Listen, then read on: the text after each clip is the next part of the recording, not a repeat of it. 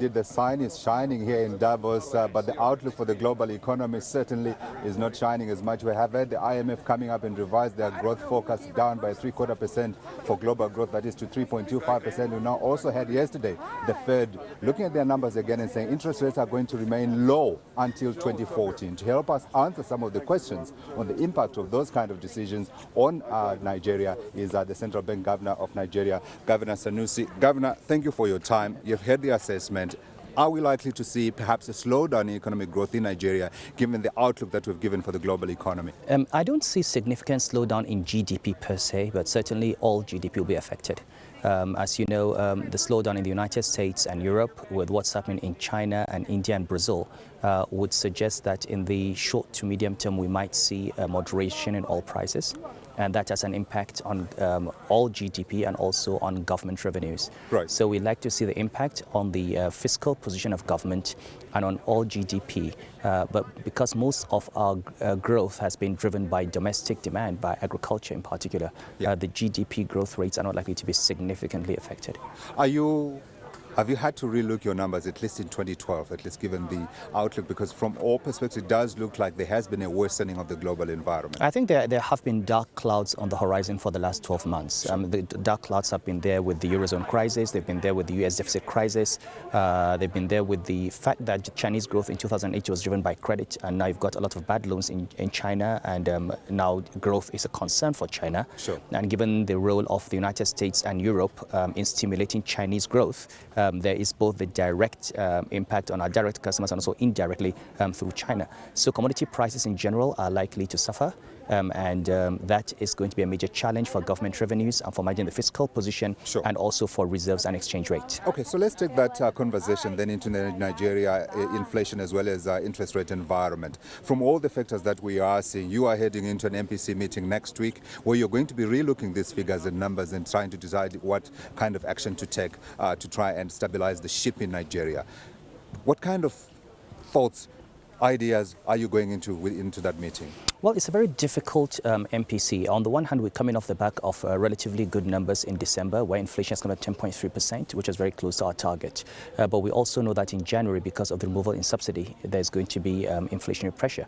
Now, usually we would not respond to that directly because it's a first-round effect. And in any case, you're going to have a reallocation of expenditure from transportation to other areas of the consumer basket. So we would not raise interest rates in response to inflationary pressure from the rising oil prices. However, we're now hearing that there might be a revision of the budget estimates to $75 a barrel. Okay. So you might actually have some monetary stimuli if that goes through.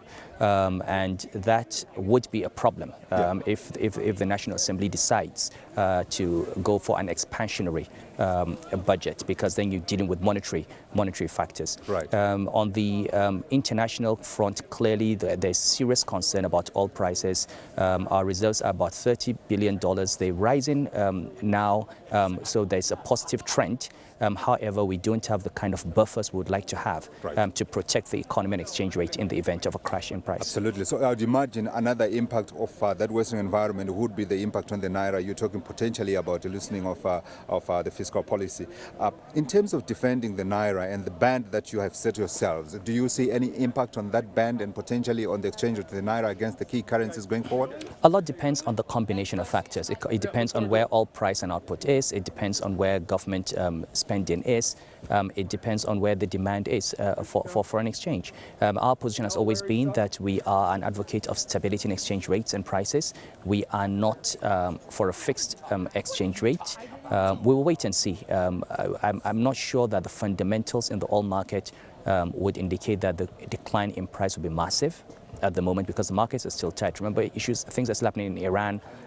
Libya is yet to come back on stream. There are issues now with Syrian oil. So those are helping keep the price but there are even concerns about security in Nigeria, which are helping keep the price up. So a lot depends on where oil prices, where government revenues are, and where government spending is. Absolutely. One of the concerns in Nigeria has been around trying to provide finance for the development finance sector, and that some people have raised concern that with the high interest rates that we have seen, government needs to be taking more action to try and cushion that sector. From your perspective, they need to do more around that?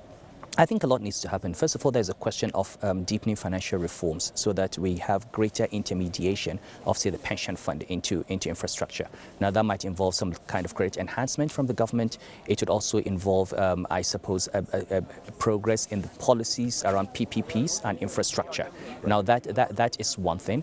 I think the government's budget needs to be used to basically fund the development finance institutions in order to provide long-term financing at low cost to manufacturing and to industry and for infrastructure.